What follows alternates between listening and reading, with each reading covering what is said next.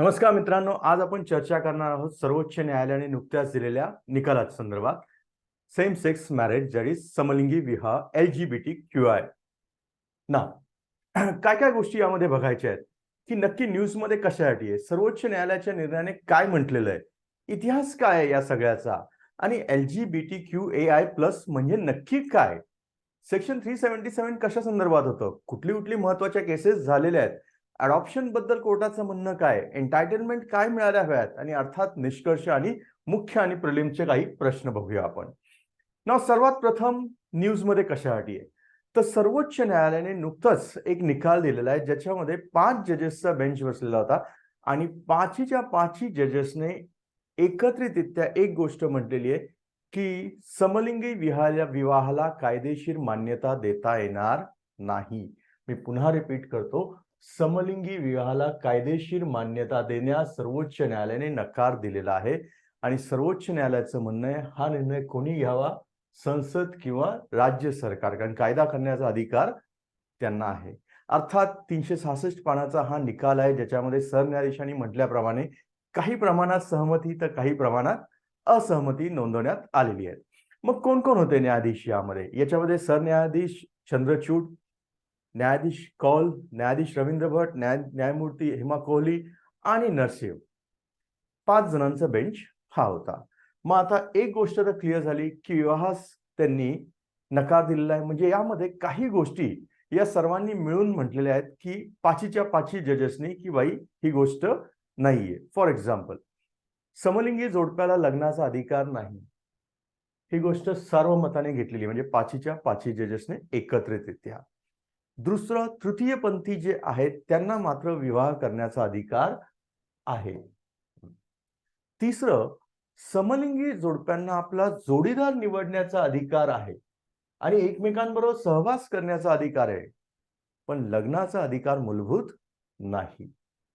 मी पुन्हा रिपीट करतो, 3 बाबतीत एकमत झालेलं आहे की लग्नाचा अधिकार आहे का समलिंगी जोडप्यांना, मूलभूत अधिकार नाही. तृतीयपंथीयांना आहे का विवाह करण्याचा अधिकार, एक्झिस्टिंग फ्रेमवर्कमध्ये आहे. समलिंगी जोडप्यांना जोडीदार निवडण्याचा अधिकार आहे का, आहे. एकमेकांचा सहवास करण्याचा अधिकार आहे का, आहे. पण काही ठिकाणी मात्र 3:2 जजमेंट झालं. कशामध्ये, तर दत्तक घेण्याच्या अधिकाराच्या बाबतीत 3:2 मत पडलं. मेजॉरिटीचं म्हणणं आहे समलिंगी जोडप्यांना दत्तक घेण्याचा अधिकार नाही. इतकंच नाही तर नागरी संघटना, ज्याला आपण सिव्हिल युनियन म्हणतो, त्या बाबतीत देखील त्यांनी सरळ म्हटलेलं आहे की हा अधिकार देखील त्यांना नाही. म्हणजे काही ठिकाणी सार्वमत तर काही ठिकाणी मेजॉरिटी विरोधात मायनॉरिटी, म्हणजे 3:2, वेरस काही ठिकाणी 5 वर्सेस 0 असं निकाल झालेला आहे. आता एक एक गोष्ट आपण डिटेलमध्ये चर्चा करू, पण त्यापूर्वी मी म्हटल्याप्रमाणे की या शब्दांचे अर्थ समजून घेणं गरजेचं आहे की LGBTQAI+ म्हणजे काय. नॉर्मली हे शब्द हल्ली बऱ्याचदा कानावर येतात, पण याचा अर्थ काय होतो. एल म्हणजे लेस्बियन, म्हणजे याच्यामध्ये विमेन अट्रॅक्शन, महिला अट्रॅक्शन असलेलं नॉर्मली म्हटलं जातं.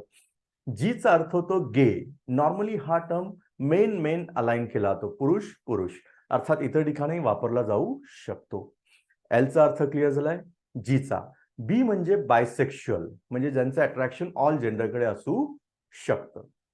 टी म्हणजे ट्रान्सजेंडर म्हणजे ज्यांची gender identity is different from the associated with at the time of the बर्थच्या वेळची त्याची वेगळी. क्यू म्हणजे क्युअर ऑर क्वेश्चनिंग, हा नॉर्मली एक अम्ब्रेला टर्म वापरला जातो.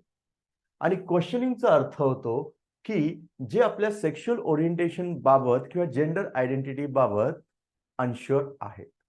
मग पुढचं आहे आय म्हणजे काय, इंटरसेक्स, म्हणजे असे जे बॉर्न झालेत with variation of sex characteristics that do not fit in the binary definition of male and female. म्हणजे नॉर्मली आपण काय म्हणतो, मेल आणि फिमेल, पण त्या बायनरी डेफिनेशन मध्ये हे फिट बसत नाही. असेक्शुअलचा याचा सिंपल अर्थ होतो की ज्यांना एकदम कमी वा सेक्शुअल याच्यामध्ये कुठलंही अट्रॅक्शन नाही, रोमॅन्टिक अट्रॅक्शन आहे किंवा नाही या संदर्भात. तर प्लस म्हणजे इतर जे काही उरलेले आहेत, all other gender identities which are not specifically covered by above 5. म्हणजे वरील यांनी जे कव्हर केलेलं नाही ते उरलेलं सगळं कशामध्ये कव्हर झालेलं आहे, प्लस मध्ये. मी पुन्हा रिपीट करतो, एल म्हणजे लिस्बिन, विमेन विमेन, जी गे, नॉर्मली मेन मेन, बी बायसेक्शुअल, अट्रॅक्शन इतर जेंडरकडे सगळ्या, T transgender, different gender at the time of birth, Q questioning or cure जो एक अम्ब्रेला टर्म म्हणून वापरला जातो, इंटरसेक्स जे बायनरी डेफिनेशन मध्ये फिट बसत नाहीत, मेल किंवा फिमेल, असेक्शुअल ज्यांना खूपच कमी अट्रॅक्शन किंवा अट्रॅक्शन नसतं सेक्सच्या बाबतीत, आणि प्लस म्हणजे जे वरील कुठल्याही बाबतीत येत नाहीत ते सगळे कुठल्या याच्यामध्ये इन्क्लूड केले जातात, प्लस मध्ये. आय होप सगळ्या टर्मचा अर्थ सोप्या भाषेत समजलेला आहे. जर समजलं असेल तर पुढे जाऊया की LGBTQIA+ समुदाय जो आपण म्हणतो यांच्याबद्दल एवढी चर्चा करायची काय गरज आहे. नक्कीच काही अडचणी आहेत का, काही आव्हानं आहेत का या समुदायासमोर? तर उत्तर आहे हो. या समुदायासमोर प्रचंड आव्हानं असतात. मी पुन्हा रिपीट करतो, प्रचंड आव्हानं आहेत आणि त्यामुळे त्याची चर्चा उघडपणे होणं गरजेचं आहे. सर्वात प्रथम तुम्ही जर नीट बघितलं तर भेदभाव किंवा आव्हानं ही घरातूनच निर्माण होतात. बऱ्याचदा फॅमिलीमधनंच व्हायलन्स सुरू होतो. मग ज्यावेळी ते मूल शिकायला शाळेत जाईल किंवा कॉलेजमध्ये जाईल, तिथे तुम्हाला असं वाटत नाही की शाळा किंवा कॉलेजेसमध्ये त्यांच्यात भेदभाव केला जाऊ शकतो. नॉट नेसेसरी शाळा किंवा कॉलेजकडनं, पण इतर मुलांकडनं, इतर त्यांच्या मित्रमैत्रिणींकडनं. एवढंच नाही तर समाजामध्ये वावरताना देखील बऱ्याचदा भेदभाव केला जातो यांच्यावरती. सामाजिकदृष्ट्या तुम्ही त्यांना वेगळं करण्याचा प्रयत्न करू शकाल आणि या सगळ्याचा प्रभाव पडून कुठे ना कुठे असं होतं बऱ्याचदा की अंमली पदार्थ ड्रग्सच्या वगैरे ते आहारी जाऊ शकतात. हे आहे फॅक्ट आहेत. इतकंच नाही तर किती LGBTQ लोकांना प्रतिनिधित्व आहे मोठमोठ्या संस्थांमध्ये. फॉर एक्झाम्पल, सर्वोच्च न्यायालयात किती आहे, उच्च न्यायालयात किती आहे, सिव्हिल सर्व्हिसमध्ये किती आहेत, पॉलिटिक्समध्ये किती आहेत, कॉलेजमध्ये किती प्रोफेसर्स आहेत, खाजगी कंपन्यांमध्ये किती आहेत, हा खूप मोठा एक प्रश्न आहे. आणि जर एवढे सगळे प्रॉब्लेम तुम्ही सफर करत असाल तर असं वाटत नाही की तुम्हाला शिक्षण नीट होत नाहीये, सोसायटीमध्ये भेदभाव आहे, तुम्हाला एम्प्लॉयमेंटच्या ठिकाणी इश्यू आहे, तर अशा वेळी कुठेतरी एक मानसिक आरोग्याची समस्या तुमच्यात येऊ शकते. याच्या सुसाईडच्याही टेंडन्सी येऊ शकतात. इतकंच नाही तर बऱ्याचदा या सर्वांमुळे त्यांना घर मिळणं सुद्धा मुश्किल होतं की आहे त्या घरातनं सुद्धा बाहेर पडावं लागतं आणि बेघरपणा देखील एक येऊ शकतो. पण हे झालं शहरी LGBTQ बद्दल. काय LGBTQ समस्या जी अशी म्हटली जाते ही काय फक्त शहरी आहे का? मुळात ही समस्या नाही. पण म्हटलंही जातं तर काय म्हणतात, "अरे, या शहरी भागातली गोष्ट आहे." नाही.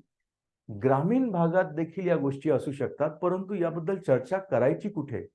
मग असं वाटत नाही का, की त्यांचाही एक न ऐकलेला आवाज हाही एक मोठा इश्यू आहे? म्हणजे जर नीट अभ्यास केला तर LGBTQ समाजासमोर प्रचंड आव्हानं आहेत. जन्माला आल्यानंतर घरापासून ते नोकरी आणि समाजामध्ये वावरण्यापर्यंत.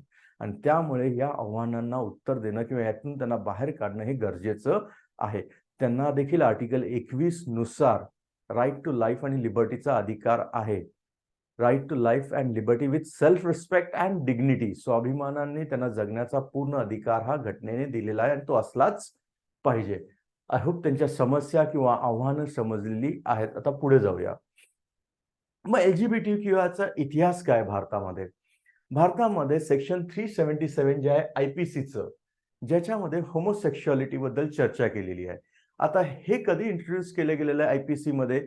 तर 1861 मध्ये आणि इंट्रोड्यूस करताना म्हटलेलं आहे, it is against the order of nature. निसर्गाच्या याच्या विरोधात आहे आणि हे क्राईम समजलं गेलेलं आहे.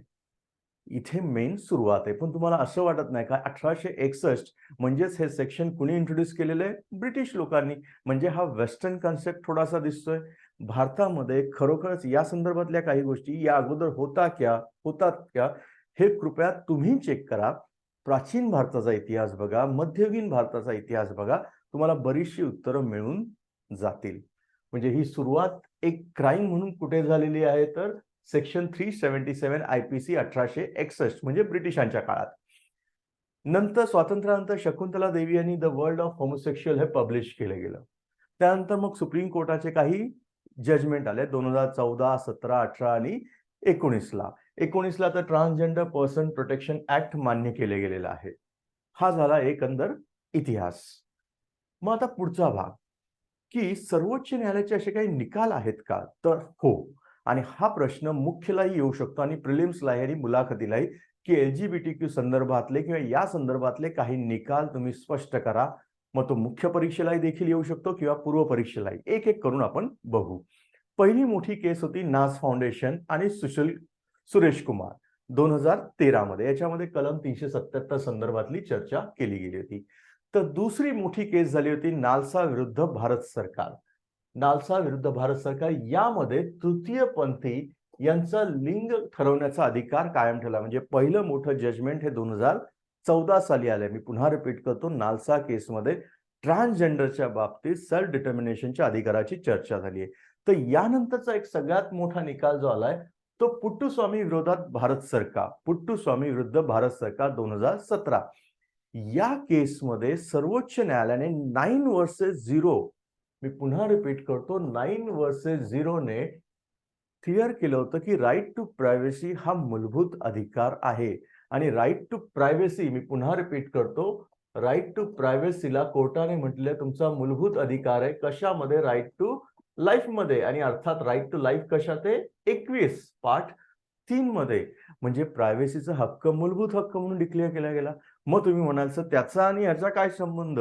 तर याच केसमध्ये कोर्टाने हे देखील म्हटलेलं होतं की सेक्शुअल ओरिएंटेशन हा देखील प्रायव्हसीचाच एक भाग आहे. इतकंच नाही तर LGBT लोकांचे जे हक्क आहेत हे ठोस घटनात्मक सिद्धांतावर आधारलेले खरे अधिकार आहेत.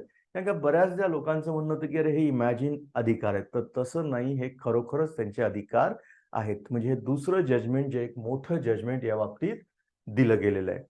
नेक्स्ट शफीन जहा विरुद्ध भारत सरकार, तिसरी केस झाली. या केसला नॉर्मली हदिया केस असंही म्हटलं जातं. मी पुन्हा रिपीट करतो, या केसला नॉर्मली हदिया केस असंही म्हटलं जातं. का? तर या केसमध्ये मुलगी, हिंदू मुलगी आणि मुसलमान मुलगा यांच्यामध्ये लग्न झालं होतं. मुलीचं एज जे होतं लग्नाच्या वेळी हे मॅरेजेबल एजच्या वरती होतं, 24च्या आसपास. आणि अर्थात मुलाचं 21च्या वर होतं. त्यामुळे तसं बघितलं तर कायद्याच्या दृष्टिकोनातून ते दोघंही लग्न करू शकत होते. परंतु मुलीच्या आईवडिलांकडनं कंप्लेंट आली की हे चुकीच्या पद्धतीने केलं गेलं, त्यामुळे आम्हाला आमची मुलगी परत हवी. तर हे मॅटर गेलं हायकोर्टातून पुन्हा सुप्रीम कोर्टात.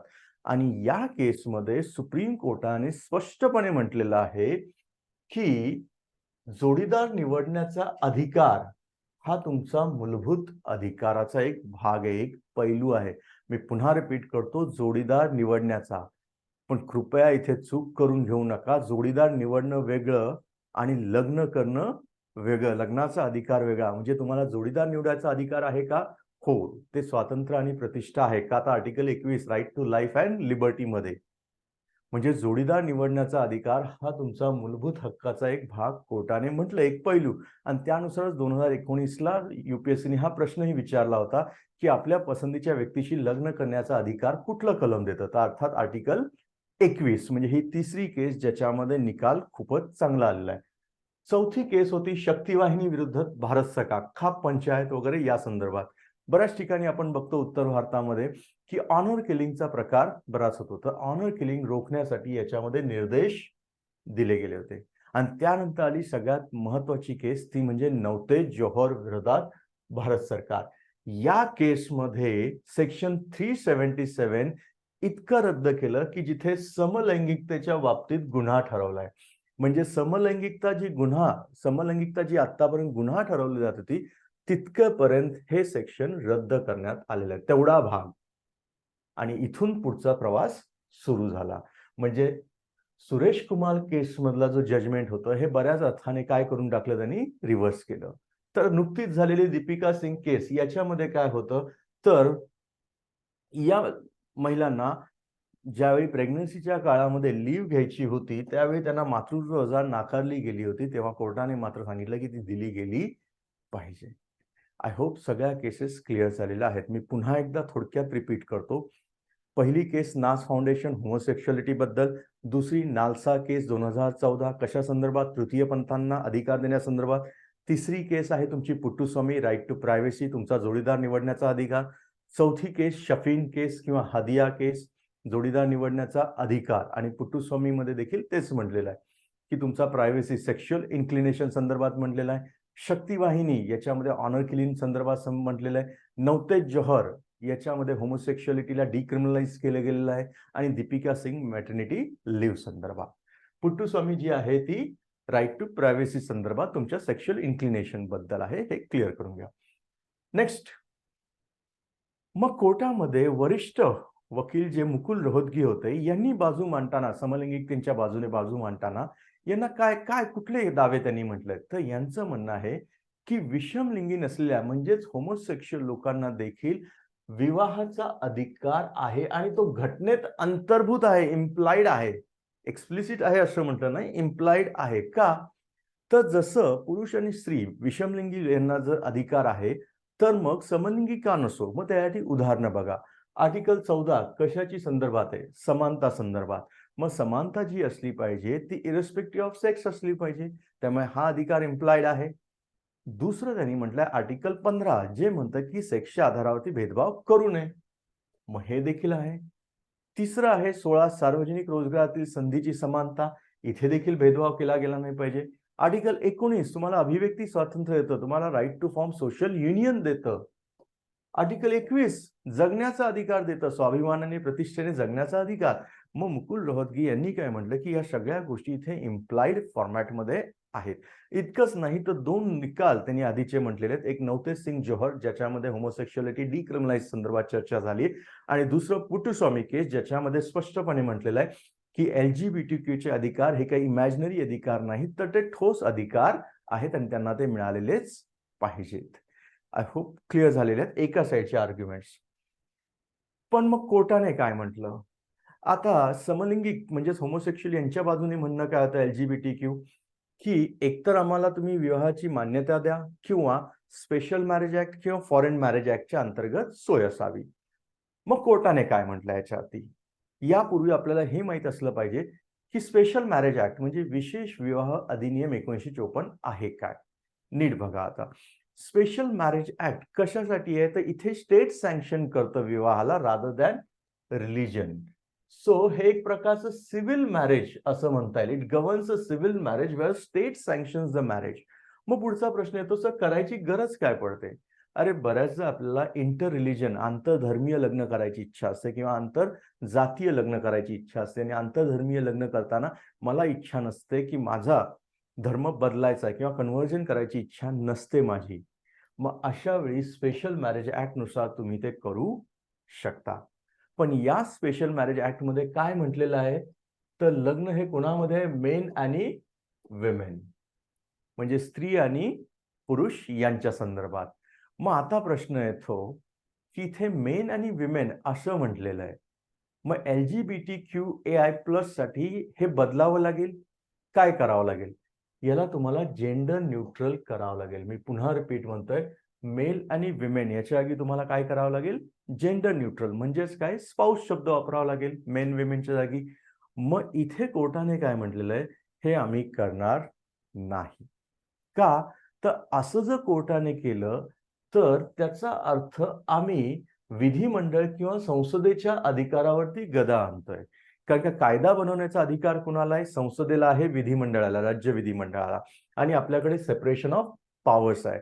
मग अशा वेळी कुठल्याही एका अंगाने दुसऱ्याच्या अधिकारामध्ये हस्तक्षेप करणं हे योग्य आहे का? अतिशय चुकीचं आहे. इतकंच नाही तर कोर्टाचं हेही म्हणणं होतं की जर स्पेशल मॅरेज ऍक्टला आपण जेंडर न्यूट्रल केलं तर त्यामुळे इतर 100 पेक्षा कदाचित जास्त कायदे असतील की ज्याच्यामध्ये बदल करावे लागतील, म्हणजे कॅस्केडिंग इफेक्ट खूपच मोठा होऊ शकतो. त्यामुळे ह्याच्यामध्ये बदल करण्यास त्यांनी नकार दिलेला आहे. I hope special marriage act काय असतं ते तुम्हाला कळलेलं आहे, कधी झालं, का झालं तेही कळलेलं आहे, आणि कोर्टाने ह्याला स्ट्राईक डाऊन करायला का नकार दिला तेही क्लिअर झालंय.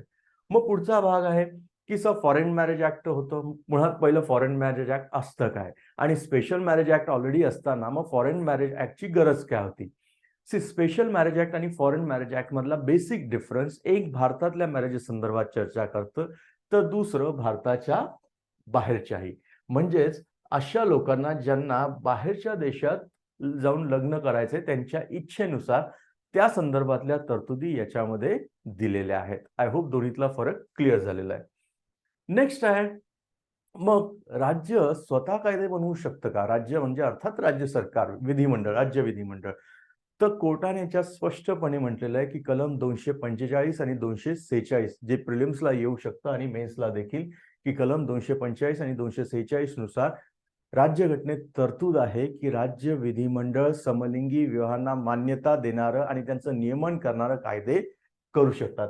म्हणजे राज्यांना कायदे करण्याचा अधिकार आहे का? येस. केंद्राचे नसतील तर राज्य डेफिनेटली कायदे करू शकतं, असं कोणी म्हटलंय? सर्वोच्च न्यायालयाने. इतकंच नाही तर सर्वोच्च न्यायालयाने हे देखील म्हटलं आहे, हे कायदे करत असताना जर तुम्हाला विशेष विवाह अधिनियम म्हणजे स्पेशल मॅरेज ऍक्ट सारखा एखादा करायचा तर तुम्ही करू शकता. आणि तो विशेष म्हणजे तुम्ही जेंडर न्यूट्रल सुद्धा ठेवू शकता. म्हणजे हे करण्याचा अधिकार कोणाला आहे? तर राज्यांना आहे, असं स्पष्टपणे कोर्टाने म्हटलंय. कारण का कायदा बनवण्याचा अधिकार राज्यांना आहे. आणि घटनेतल्या कुठल्या तरतुदी आहेत? 245 आणि 246. मग असं कधी यापूर्वी घडलेलं आहे काय इतर कुठल्या बाबतीत? तर हो. तमिळनाडूने 1968 मध्ये हिंदू मॅरेज ऍक्टला अमेंड केलं होतं आणि सेल्फ रिस्पेक्ट मॅरेजेस केले होते, ज्याच्यामध्ये ब्राह्मणिक इंटरप्रिटेशन ऑफ हिंदू मॅरेजला क्वेश्चन केलं गेलं होतं. म्हणजे अशा गोष्टी याआधी घडलेल्या आहेत. म्हणजे याचं उत्तर आहे हो. नेक्स्ट, नागरी संघटना. मग यांची अजून एक मागणी होती की आम्हाला देखील सिव्हिल युनियन करण्याचा अधिकार असला पाहिजे. अर्थात कोर्टाने तो देखील रिजेक्ट केलेला आहे 3:2 ने. मग पहिला प्रश्न येतो सर सिव्हिल युनियन म्हणजे काय? आता जर तुम्ही नीट बघितलं तर या LGBTQ समुदायाच्या मेन समस्या काय आहेत? मॅरेज असतं तर मॅरेजमुळे काय असतं, तुम्हाला बरेचसे इतर अधिकार देखील प्राप्त होतात, त्याच्यातून फ्लो होणारे. फॉर एक्झाम्पल, तुम्ही जॉईंट अकाउंट काढू शकता, पेन्शन, ग्रॅज्युटी, हॉस्पिटलमध्ये फॉर्म साइन करणं किंवा वारसा, इनहेरिटन्स, दत्तक अशा बऱ्याच गोष्टी मिळत असतात मॅरेजच्या नंतर. हे अधिकार त्यातून फ्लो होतात. मग ह्यांना देखील ते अधिकार असले पाहिजेत की? मग त्या संदर्भात नागरी संघटनेची चर्चा होती. मग नागरी संघटना आणि विवाह दोन्ही एकच का? नाही. नागरी संघटना म्हणजे नॉर्मली विवाहित जोडप्यांना जसे विशिष्ट अधिकार आणि जबाबदाऱ्या मिळतात, तसंच त्यांना देखील मिळू शकतात अशी कायदेशीर स्थिती. मी पुन्हा रिपीट करतो, जे विवाहित जोडप्यांना विशिष्ट अधिकार आणि जबाबदाऱ्या असतात, तशीच कायदेशीर स्थिती यांना देखील मिळू शकते कायदेशीर. पण ह्याचा अर्थ ते दोन्ही सेमच आहेत का? नाही. कारण का विवाहाला मान्यता वेगळी आहे, नागरी संघटना या पूर्णतः वेगळ्या आहेत. मग ही खरोखर मिळाली पाहिजे का? तर तुम्ही बघितलं तर आर्टिकल 15 नुसार भेदभाव करता येत नाही सेक्सच्या आधारावर. आर्टिकल 19 नुसार तुम्हाला युनियन स्थापन करण्याचा अधिकार आहे. हे मायनॉरिटी होतं. पण मेजॉरिटीचं म्हणणं होतं असं करता येणार नाही आणि ह्या राईट्ससाठी तुम्ही स्टेटला फोर्स करू शकत नाही. आय होप क्लिअर झालेलं आहे. नेक्स्ट, विवाह करण्याच्या अधिकाराबद्दल कोर्टाने काय म्हटलं? इथे कोर्टाने क्लिअरली म्हटलेलं आहे, असा कुठलाही तुम्हाला राईट टू मॅरी मूलभूत अधिकार नाही. हे परीक्षेसाठी फार महत्वाचं आहे. कारण का हदिया केसमध्ये काय म्हटलंय? जोडीदार निवडण्याचा अधिकार हा आर्टिकल 21 चा एक पैलू आहे. आणि इथे म्हटलंय राईट टू मॅरी विवाह करण्याचा अधिकार हा मूलभूत अधिकार नाही. पण त्याचबरोबर म्हणजे या दोन्हीमध्ये फरक आहे. मी पुन्हा रिपीट करतो, दोन्हीत फरक आहे. वाटल्यास मी दोन्ही बाजूला ठेवतो. विवाह करण्याचा अधिकार वेगळा आणि जोडीदार निवडण्याचा अधिकार वेगळा. इथे स्टेट त्याला सँक्शन करतं. स्टेट तुम्हाला मॅरेज रजिस्टर सर्टिफिकेट मिळतं ना, मग ते इथे इन्क्लूड आहे. व्हेअरएज जोडीदार निवडण्याचा अधिकार आजही तुम्हाला आहे. तुम्हाला एकत्र राहण्याचा अधिकार देखील आहे कोर्टाने म्हटलंय. पण लग्न करण्याचा असा कुठलाही मूलभूत अधिकार नाही. आय होप क्लिअर झालंय. हा प्रश्न एमपीएससी विशेषतः विचारू शकते. एमपीएससीला असे प्रश्न विचारायला आवडतं, की दोन्हीमध्ये काय फरक? हां, पण त्याचबरोबर त्यांनी असं म्हटलेलं नाही, की हेटेरोसेक्शुअल आणि नॉन हेटेरोसेक्शुअलमध्ये असं काही इतर बाबतीत डिफरन्सेसच्या बाबतीत असं काही त्यांनी चर्चा केलेली नाही. आय होप विवाह करण्याच्या बद्दल एज क्लिअर झालंय. मग पुढचं आहे, की ट्रान्सजेंडर लोकांना अधिकार आहेत का? तर हो, कोर्टाने क्लिअर म्हटलेलं आहे, की ट्रान्सजेंडर लोकांना विवाह करण्याचा अधिकार एक्झिस्टिंग फ्रेमवर्कमध्ये आहे. जसं की जेंडर आणि सेक्स हे दोन्ही डिफरंट असतं. सेक्स हे at the time of a birth आपण म्हणतो, व्हेअर जेंडर ही एक सोशल आयडेंटिटी दिली जाते. मग एखादं ट्रान्स मॅन असेल पुरुष आणि ट्रान्स वुमेन स्त्री यांना जर लग्न करायचं असेल तर त्यात काही हरकत नाही. त्याचप्रमाणे इंटरसेक्स लोकांना देखील जे स्वतःला आयडेंटिफाय करत असतील मॅन ऑर वुमेन तर त्यांनाही हा अधिकार आहे. आणि हे सांगताना मद्रास हायकोर्टाचा एक निकालाची चर्चा केली गेली होती, जे परीक्षेला कदाचित येऊ शकेल. अरुण कुमार वर्सेस आयजी, की याच्यामध्ये कोर्टाने डिक्लेअर केलं गेलं होतं, की एक हिंदू पुरुष आणि एक ट्रान्स विमेन यांच्यातलं व्हॅलिड युनियन संदर्भात चर्चा केली गेली होती. Valid union. आणि कोर्टने इथे हेही मान्य केलं की ट्रान्सजेंडर लोकांना देखील राईट टू सेल्फ डिटर्मिनेशनचा हक्क आहे. मी पुन्हा रिपीट करतो, राईट टू सेल्फ डिटर्मिनेशनचा हक्क कोर्टाने दिलेला आहे ट्रान्स पर्सन लोकांना देखील. नेक्स्ट, दत्तक घेण्यासंदर्भात काय म्हटलेलं आहे? इथे सुद्धा 3:2 ने जजमेंट झालेलं आहे. कोर्टाने क्लिअरली म्हटलेलं आहे की समलिंगी जोडप्यांना दत्तक मूल घेण्यास नकार दिलेला आहे. आणि हे सगळं करत असताना जे नियम आहेत किंवा जे काही केंद्रीय दत्तक संसाधन आहे त्यातले करार किंवा नियम रद्द करण्यास कोर्टाने नकार दिलाय. का? तर कोर्टाचं म्हणणं, जेव्हा आपण दत्तक वगैरे घेतो तेव्हा मुलाचं संरक्षण, मुलाच्या आवडीनिवडी, त्याची वाढ, मुलाकडे बघून सगळे निर्णय घेतले जातात.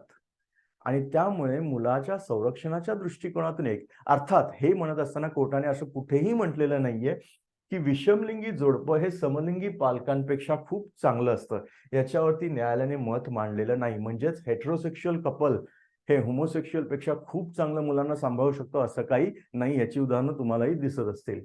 पण असं वाटत नाही का की बऱ्याचदा ऑलरेडी समलिंगिक पालक जे असतात किंवा यांच्या समुदायामध्ये बऱ्याचदा एक सोशल स्टिग्मा असतो किंवा लोकांचा बघण्याचा एक दृष्टिकोन असतो.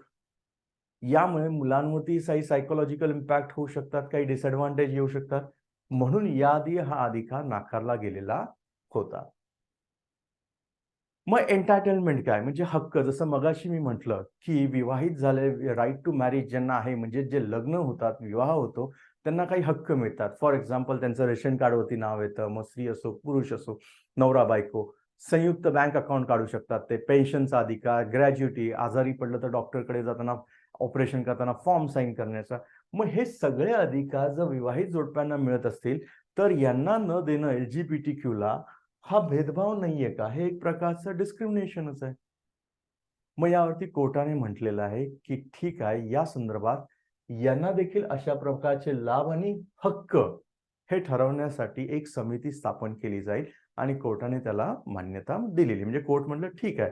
म्हणजे केंद्र सरकारने काय म्हटलेलं की बाबा आम्ही समिती स्थापन करू या संदर्भात. पण ज्युडिशरीमध्ये थोडंसं याच्यामध्ये डिसएग्रीमेंट होतं. कशा संदर्भात?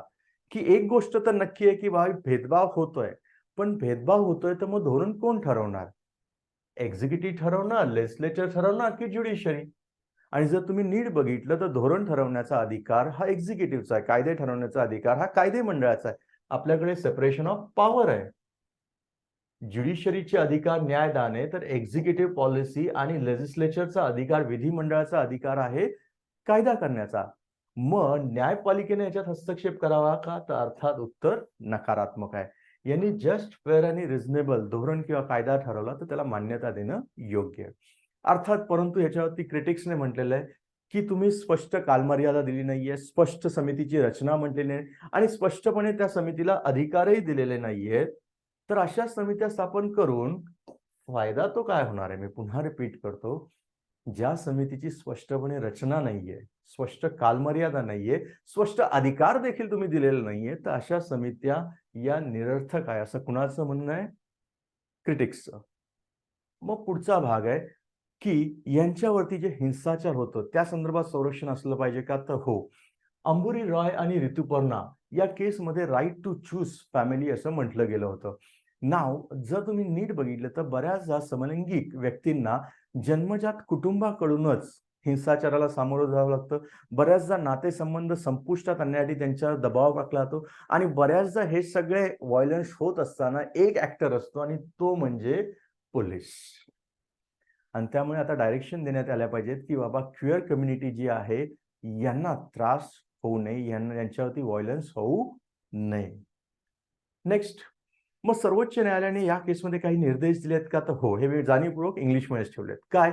तर पहिलं म्हणजे सर्वोच्च न्यायालयाने म्हटलेलं आहे की जेंडरच्या आधारावरती, सेक्शुअल ओरिएंटेशनच्या आधारावरती कुठलाही भेदभाव केला जाऊ नये. म्हणजे पहिली गोष्ट काय? तर कुठलाही भेदभाव केला जाऊ नये. दुसरं, क्युअर कम्युनिटी जी आहे यांच्या संदर्भात जनमानसात जागृती केली गेली पाहिजे. मग ही कशी करता येऊ शकते? सेक्स एज्युकेशन जर तुम्ही स्कूल लेवल पासूनच जर इंट्रोड्यूस केलं तर एक चांगला उपाय ठरू शकतो. तिसरं, या कम्युनिटीला बऱ्याचदा अडचणी येऊ शकतात. मग यांच्यासाठी एक हॉटलाईन नंबर एस्टॅब्लिश करा की जिथे ते कॉन्टॅक्ट करू शकतात. बऱ्याचदा मघाशी म्हटल्याप्रमाणे बेघरपणा येतं यांना किंवा घरातून हाकललं जातं किंवा काही इतर इश्यू येतात. मग ह्यांच्यासाठी राहण्यासाठी सर्व जिल्ह्यांमध्ये सेफ हाऊसेस एस्टॅब्लिश केले पाहिजेत. इतकंच नाही तर जेंडर आयडेंटिटी बदलण्यासाठी बऱ्याचदा यांच्यावरती ऑपरेशन करायला सांगतात किंवा हार्मोनल थेरपी किंवा इतर काही गोष्टी करायला सांगितल्या जातात, तर त्यांच्यावरती नकार म्हटलेला आहे कोर्टाने. एवढंच नाही तर गुड्स आणि सर्व्हिसेस या बाबतीत कोणत्याही प्रकारचं डिस्क्रिमिनेशन केलं जाऊ नये. एवढंच नाही तर बऱ्याचदा आपण बघतो की बऱ्याचदा ज्या चॅलेंजेस आहेत त्यांच्यामुळे मेंटल स्थिती खूपच खराब होते आणि सुसाईड करण्याचे प्रमाण वाढतं. मग हे होऊ नये म्हणून मेंटल हेल्थ केअर ॲक्टमध्ये देखील काही सुधारणा किंवा फॉर्म्युलेशन करणं गरजेचं आहे का? ते देखील कोर्टाने विचारलेले. अर्थात हे सर्व निर्देश अतिशय चांगले आहेत. नेक्स्ट मग निष्कर्ष काय काढता येईल? आता जर तुम्ही नीट बघितलं, तर या केसचे पूर्ण हे आपण थोडक्यात परत एकदा बघूया. पहिलं म्हणजे विवाहाचा अधिकार असा कुठला मूलभूत अधिकार आहे का? तर कोर्टाने स्पष्टपणे याला म्हटलंय नाही. विशेष विवाह कायद्यामध्ये बदल करता येईल का? जेंडर न्यूट्रल करता येईल का? नाही. का? तर कोर्टाने काय म्हटलंय बाबा, तो राज्याचा हक्क आहे, राज्यांनी करावा. नागरी संघ स्थापन करण्याचा अधिकार आहे का? तर मेजॉरिटीने म्हटलंय नाही. पण त्याचबरोबर विवाहामधनं जे मिळणारे काही अधिकार असतात, हक्क असतात, तसे ह्यांना देखील मिळावेत का? अर्थात मिळाले पाहिजेत. पण त्यासाठी सरकारने म्हटलंय आम्ही एक समिती स्थापन करू आणि या समितीमध्ये या सगळ्या सामाजिक, मानसिक, भावनिक गरजा आणि यांच्या समस्या जाणणाऱ्या तज्ञांचा समावेश असेल. इतकंच नाही तर स्टेक होल्डर म्हणजे भागधारक, राज्य आणि केंद्र या सर्वांशी सल्लामसलत केलं गेलं जाऊन काही एक निर्णय घेता येऊ शकतात. दत्तक संदर्भात सध्या तरी हे मेजॉरिटीने नाही सांगितलेलं आहे. मग पुढचा प्रश्न येतो की समलैंगिक विवाहाला मान्यता दिली गेली पाहिजे का? याबद्दल काय उत्तर असावं ते मी तुमच्यावरती सोडतोय. पण माझं एक म्हणणं आहे, जर तुम्ही नाज फाउंडेशन पासून आतापर्यंतच्या केसेस बघितल्या, तर हळू यामध्ये हक्क मिळायला लागलेले आहेत. मान्य अजून थोडा लांबचा पल्ला गाठायचा आहे. पण निव्वळ कायदे करून किंवा निकाल देऊन सगळ्या गोष्टी होत नसतात. कारण का सामाजिक गोष्टींमध्ये सुधारणा करायच्या असतील, तर निव्वळ कायदे किंवा कोर्टाचे निकाल पुरेसे नसतात. सामाजिक लेव्हलला देखील तुम्हाला जागरूकता करावी लागते. सेक्स एज्युकेशन तुम्हाला स्कूलमध्ये इंट्रोड्यूस करावं लागेल. या सगळ्या गोष्टींच्या बाबतीत जसं सुप्रीम कोर्टाने म्हटलंय, तुम्हाला सेन्सिटाईज करावं लागेल समाजाला आणि ह्यांची जी आव्हानं त्या आव्हानांच्या प्रती आपण नीट काम केलं पाहिजे. कारण का त्यांनाही आर्टिकल 21 नुसार स्वाभिमानाने आणि प्रतिष्ठेने जगण्याचा पूर्ण अधिकार आहे. नेक्स्ट मग परीक्षेला प्रश्न काय येईल? आता मुख्य परीक्षा सब्जेक्टिव्ह झाली आहे, त्यामुळे मला जो वाटतोय प्रश्न तो हा, की घटनात्मक नैतिकता ही सामाजिक नैतिकतेने ठरवता येऊ शकत नाही. याच्यावरती तुम्ही टिप्पणी करा. काय वाटतंय तुम्हाला, की कॉन्स्टिट्यूशनल मोरॅलिटी ही सोशल मोरॅलिटीने ठरवता येऊ शकते का? म्हणजे समाजाला काय वाटतं, हे घटनेपेक्षाही वरचढ आहे का? तुम्ही बघा, त्यानुसार तुम्ही निर्णय लिहा. नेक्स्ट एक प्रश्न जो यूपीएससीला ऑलरेडी 2019ला आलाय तो बघा. भारतीय राज्यघटनेने कोणते कलम एखाद्याच्या आवडीच्या व्यक्तीशी लग्न करण्याच्या अधिकाराचं रक्षण करतं? म्हणजेच तुम्हाला आवडत्या जोडीदाराशी लग्न करणंचा अधिकार कुठल्या आर्टिकलने दिलेला आहे? अर्थात त्या व्यक्तीची परवानगी असली पाहिजे. 19, 21, 25, 29. उत्तर येत असेल तर कमेंट बॉक्समध्ये लिहा. व्हिडिओ आवडला असेल तर लाईक, शेअर आणि सबस्क्राईब करा. Thank you very much.